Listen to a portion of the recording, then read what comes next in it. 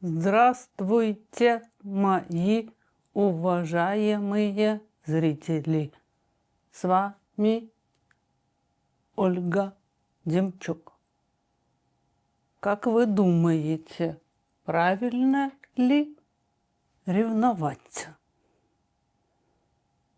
Если ревнует человек, он плохой. Его надо бить, бить, бить. Или другого надо бить, бить, бить. Здравствуйте, мои уважаемые зрители! С вами Ольга Демчук, исследователь внутреннего мира личности. Сегодня мы с вами поговорим про наше роботизированное поведение.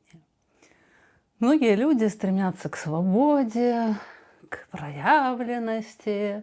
Они считают, что им не дают проявляться, но внутри нас живет вот такой робот, которого я попыталась изобразить в начале этого ролика.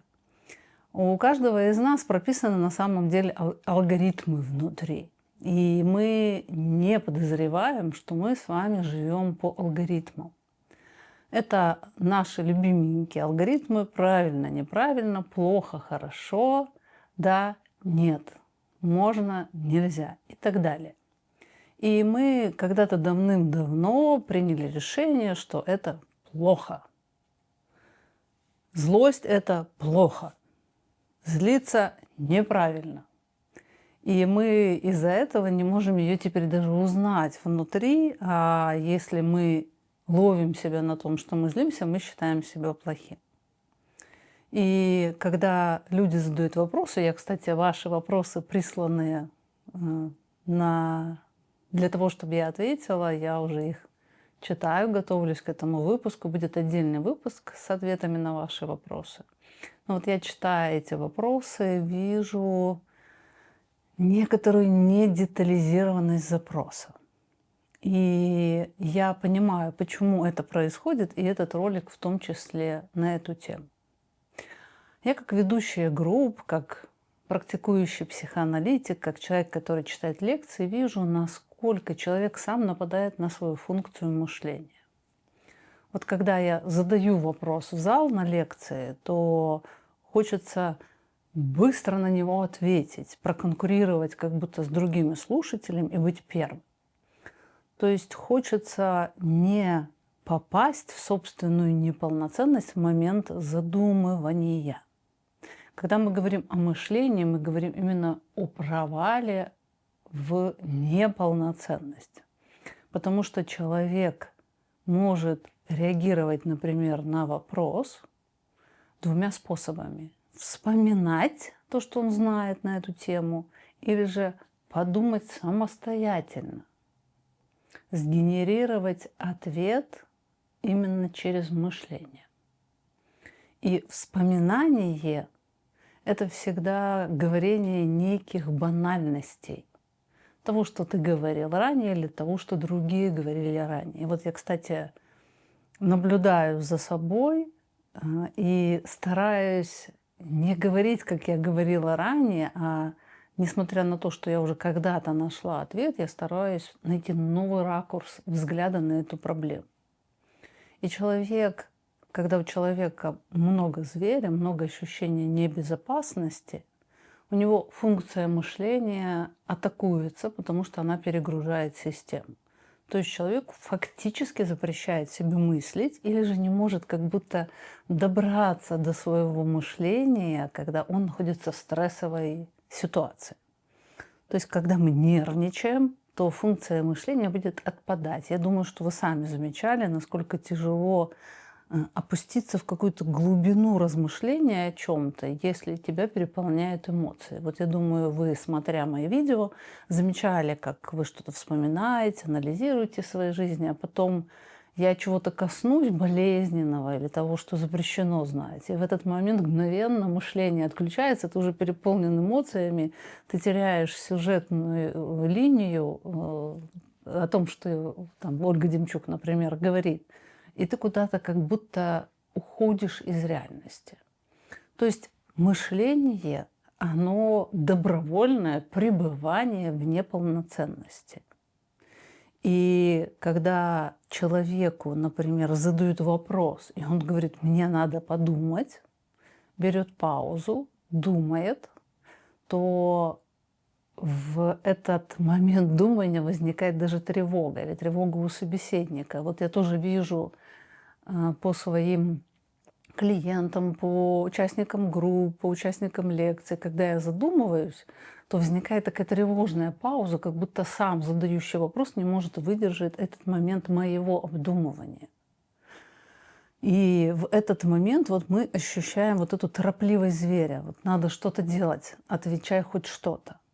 И отвечай хоть что-то — это отвечание чего-то банального, того, что ты как бы вспомнил, и оно не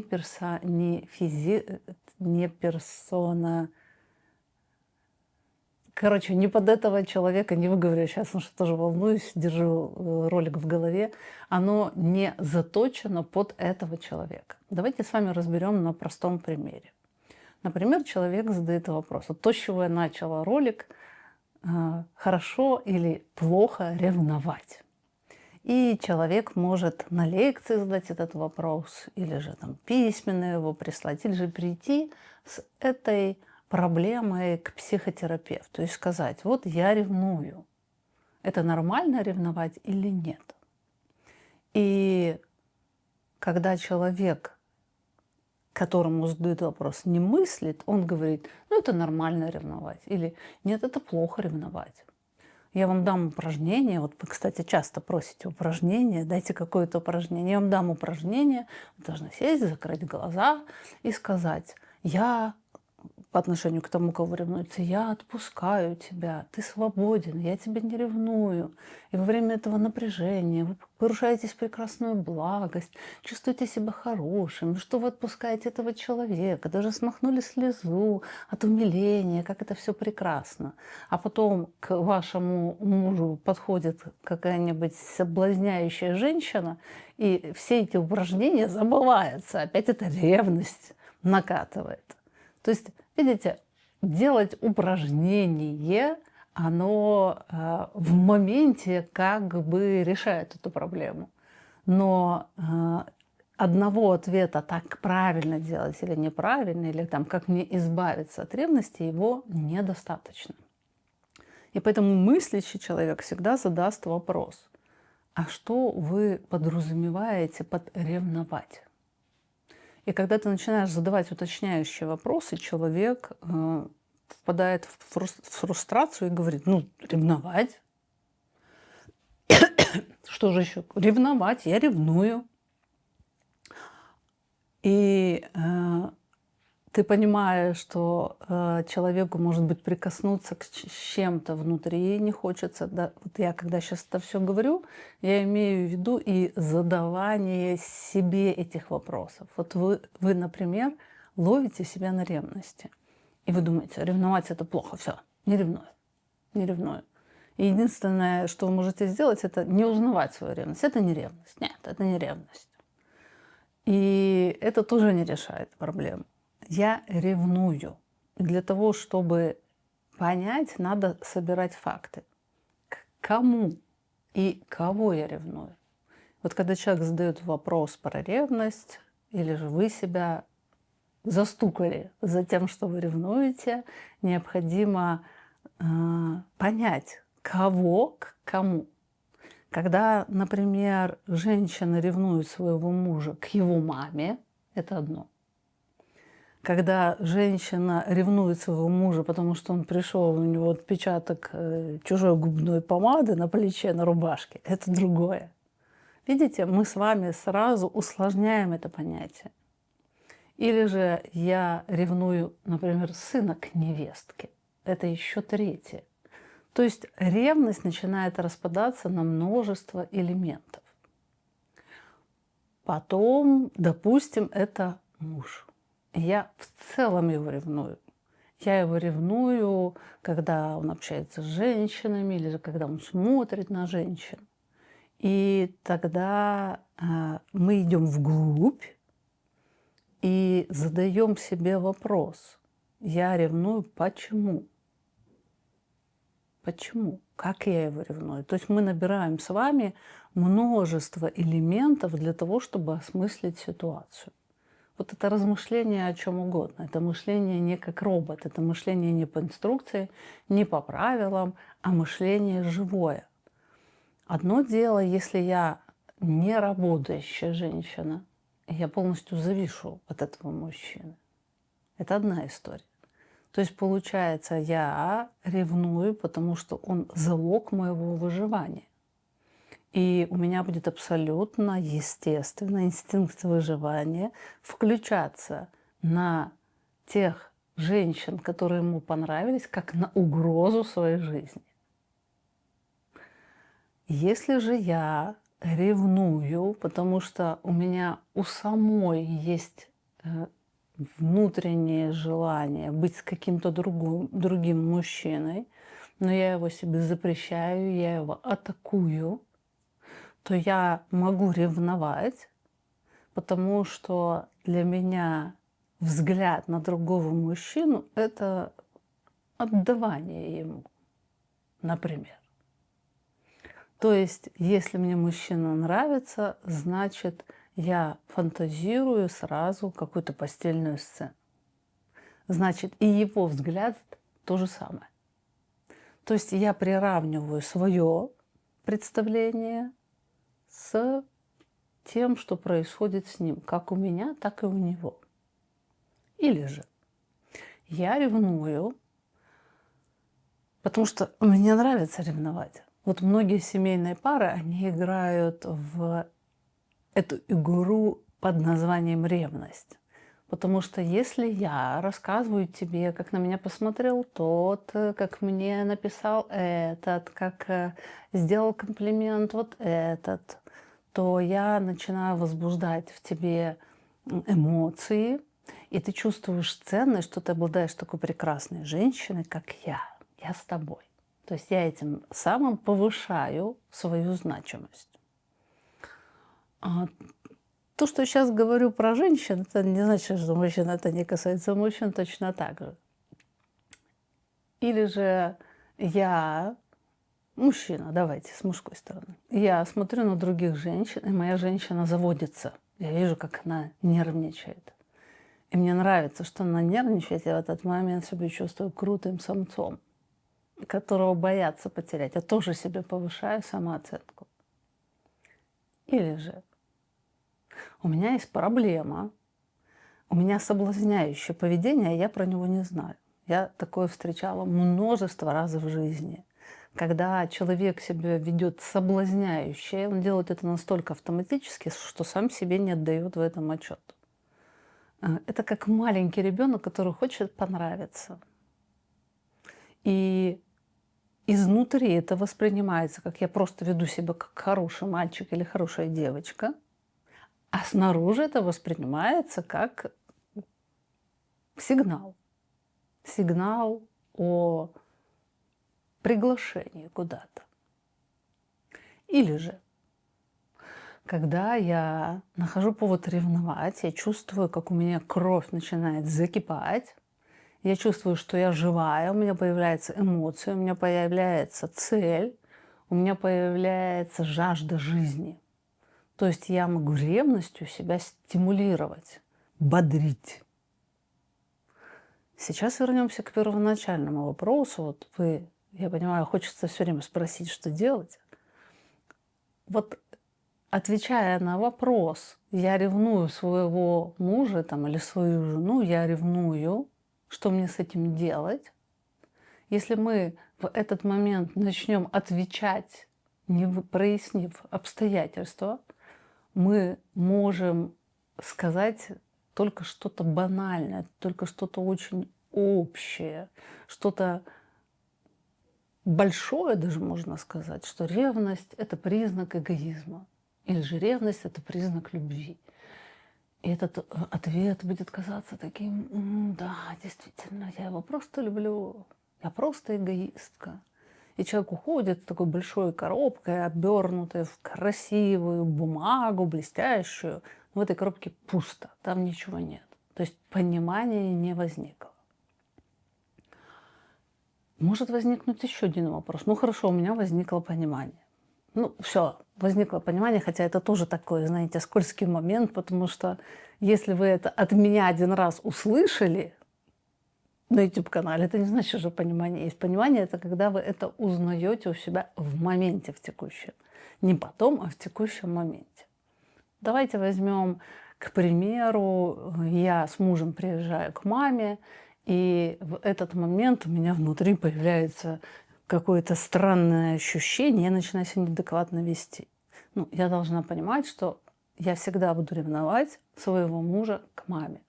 Почему? Потому что она всегда будет со мной в конкурентном поле, кто более главный человек для него. То есть я буду с ней конкурировать, даже если она будет прекрасно ко мне относиться и будет полностью подчеркивать, что этот мужчина уже твой. Но внутри все равно это будет появляться. И это появление этого импульса, оно будет меня толкать на определенное поведение. Оно будет, как говорят, как будто черт на ушко нашептал. То есть я буду, если я не буду критически относиться к идеям, появляющимся из этого пространства, то я буду идти у них на поводу и говорить слова из этого пространства и осуществлять действия из этого пространства.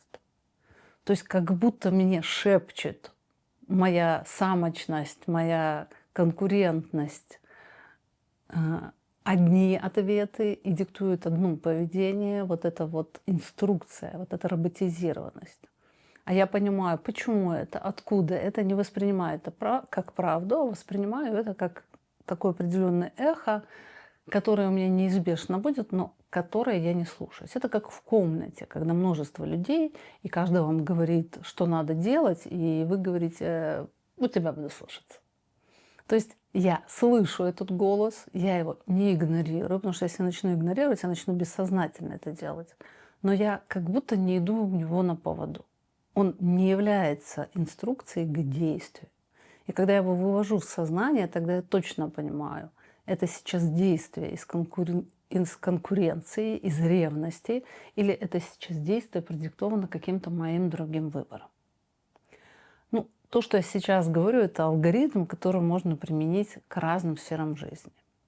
Но хочу еще сакцентировать ваше внимание, что мы с детства с вами заточены на что делать с внешним. То есть ребенок, которого в коляске куда-то везут, вот я гуляла по Киеву и видела одного мальчика, которого везут в коляске, он сидит с таким безразличным видом, и я подумала, вот это так круто, когда тебя везут, как падишаха на носилках несут. И он такой сидит, и думаю, вот тебя везут, но у тебя нет свободы. Например, ты хотел бы пойти домой и, не знаю, посмотреть мультики. Или же полистать книжку, или поиграться в машинке, но тебя везут, и ты ничего не можешь с этим сделать. Единственная возможность – это воздействовать на маму, например, начать истерить, чтобы она его везла домой. «Хочу домой, хочу домой!» То есть постоянно атаковать ее, принуждая к ее иному действию, потому что он не может встать и пойти, он не понимает, куда идти в большом городе. Вот мы себя ведем точно так же. Мы из-за направленности на что делать, направленность на воздействие на внешний объект, с которым мы находимся в каких-то отношениях, и воздействие с целью подчинить его и изменить его поведение так, как надо нам, мы постоянно находимся в размышлении, что делать с внешним. То есть если я ревную мужа, то что надо сделать? Надо шоры ему такие, как у лошади, привязать, чтобы он никуда не смотрел. О, и все. Тогда или выколоть глазки ночью, чтобы у него не было глазок, я его буду слепого уводить и никуда не будет смотреть. Но это, конечно, абсурд, то, что я сейчас говорю, но, понимаете, ну что делать? Другое дело – это сначала разобраться с собой.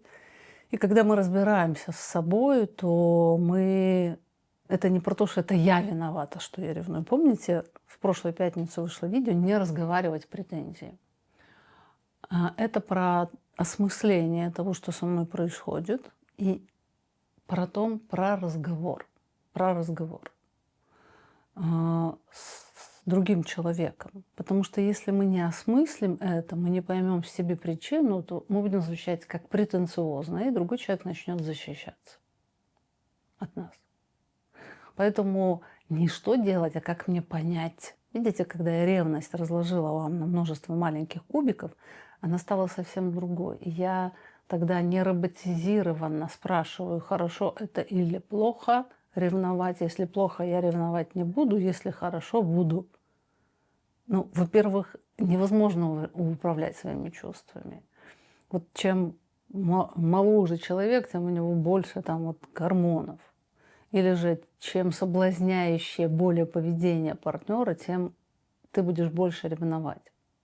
То есть ты, не разобравшись в себе, не уточнив все нюансы, даже не можешь членораздельно что-то донести своему партнеру. Ты можешь просто кричать и требовать, как ребенок: хочу домой, хочу домой, хочу домой, хочу вот этого. То есть вот это вот внятное, логическое объяснение своих переживаний без претенциозности возможно только если наше исследование не направлено на поиск того, как воздействовать на внешнее, а как понять внутреннее. Причины, обстоятельства. Несомненно, лучше работать с психологом, но если человек умный, он сможет. Ну, не все могут пойти к психологу не только из-за денег, но и там, по каким-то другим причинам. Поэтому все равно надо разбираться все. Понимаете, это сантехника можно вызвать, и он почистит забившуюся раковину.